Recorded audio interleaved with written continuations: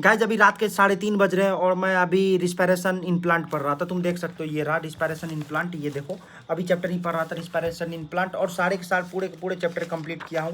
Guys मैं तुम्हें बताऊँ यार 2024-25 का जो सवाल है ना वो देख के मेरा दिमाग का दही हो जाता है भाई। क्रेब्स साइकिल से सवाल क्या है, ऑलमोस्ट कोई भी ऐसा सवाल नहीं है जो डायरेक्ट एकदम तुम थ्योरी पढ़ लो खत्म टट्टा बाय निपट जाएगा, नहीं हो पाएगा भाई। अगर हाईली कॉन्सेप्चुअल नहीं है एकदम, अगर तुम्हें हाईली कॉन्सेप्ट के साथ तुम चैप्टर नहीं पढ़े हो और तुम्हें कॉन्सेप्ट बिल्ड नहीं है चैप्टर का, तो तुम्हें 24 और 25 का थोड़ा भी सवाल हवा भी नहीं लगेगा भाई। 24 में सवाल पूछा था कि कौन ऐसा क्या कहते हैं स्टेप है जहाँ पे यानी ऑक्सीडेशन ऑफ सबस्ट्रेट होता है क्रेब साइकिल में। भाई तुम पूछोगे भाई क्रेब साइकिल में कहाँ ऑक्सीडेशन हो रहा है, हर जगह तो मान ले तुम एस्टाइल को ऑक्जेलेवेसिटिक मिला के साइट्रिक एसिड बनाया, उसके बाद अल्फा कीटोगुल्टेरिक एसिड, उसके बाद सक्सिनिक एसिड, ऐसे ही 4-5 स्टेप एनसीईआरटी में दिया हुआ है। अगर तुम बोलोगे भाई यहाँ पे लिखा कहाँ है ऑक्सीडेशन कहाँ हो रहा है, नहीं हो रहा है, लेकिन अगर तुम एक प्रैक्टिकली अगर एक पॉसिबल थिंकिंग के अनुसार सोचोगे ना तो हर एक स्टेप में ऑलमोस्ट 3 जगह ऑक्सीडेशन होता है। जहाँ जहाँ NAD प्लस NADH में कन्वर्ट होता है वहाँ हाइड्रोजन लेके सबस्ट्रेट से एक हाइड्रोजन लेके NADH में कन्वर्ट होता है, तो वहाँ हर एक जगह ऑक्सीडेशन होता है। इन सारे जगह ऑक्सीडेशन होता है, रिमूवल ऑफ हाइड्रोजन ऑक्सीडेशन ही हुआ ना, इन सारे जगह ऑक्सीडेशन होता है। तो ऐसा सवाल आया था 2024 में। उसके बाद 23 में आया था भाई, इसमें पूछ देता डायरेक्ट, एक ईजी सवाल नहीं पूछा था, 23 में भी पूछा था नंबर ऑफ कितने बार CO2 रिमूव होगा, मणिपुर वाला सवाल था कि कितने बार CO2 रिमूव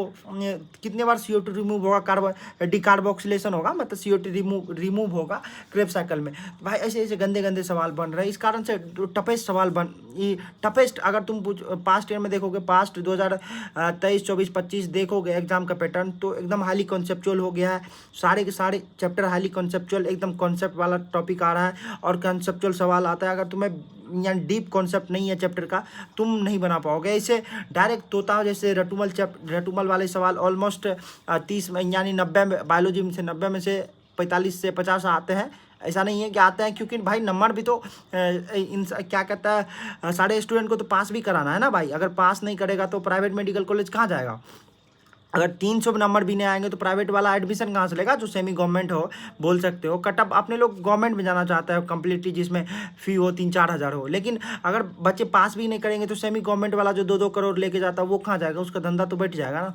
तो इस कारण से पहले से उन लोग का सेटिंग रहता होगा कि बेसिक सवाल भी दिया जाए, जिससे सेमी गवर्नमेंट सारे बच्चे सेमी गवर्नमेंट कम से कम ले जिसके पास पैसा है, और नहीं है तो वैसे ही भीख मांगे, ऐसे नाचे जिसके पास नहीं है। तो कंपटीशन एकदम टफ लेवल वाला तैयारी करे, जिसके पास है सेमी गवर्नमेंट लेके निकल जाता है, नहीं तो हम लोग ऐसे चक्की पीछ रहे हैं 4 साल से ऐसे ही। इसलिए बहुत ज़्यादा कॉन्सेप्चुअल आता है सवाल। अगर तुम देखोगे जिस प्रकार से कॉन्सेप्चुअल आ रहा है सवाल, उसी प्रकार से अगर नेक्स्ट ईयर भी आए तो कटअप कम जाएगा, वही 450, 550, 600 के आसपास कटअप जाएगा। और ऐसी आनी भी चाहिए, मेरी भी माननी है ऐसी सवाल आनी चाहिए, क्योंकि कहीं ना कहीं ये है कि इसमें वो बच्चे सेलेक्ट होंगे जो एकदम लायक है, जो काबिलियत रखते हैं, नहीं तो 24 वाले ऐसे भेड़िया भसान सबके सब जाएंगे। इस कारण से टफ है तो आसान रहेगा एक अच्छे बच्चे के लिए, मेरे जैसे बच्चे के लिए, तुम्हारे जैसे बच्चे के लिए। बाकी तो भाई दुनिया ऐसे चलता है भीड़ में, तुम भी भीड़ में चल रहे हो, मैं भी भीड़ में चल रहा हूँ गाइस, यही है। बाकी अपनी राय भी कमेंट कर देना। बाकी ऐसे स्क्रॉल करते करते कभी मिल लेंगे, नहीं तो सब्सक्राइब कर लो। अगर भाई को सपोर्ट करना चाहते हो तो सब्सक्राइब कर लो। ये कैरियर व्हील है भाई, किसी का टेस्ट देना है भाई, ये दिल की बात है। तो मिलते हैं दूसरे दिल की बात में, बाय बाय।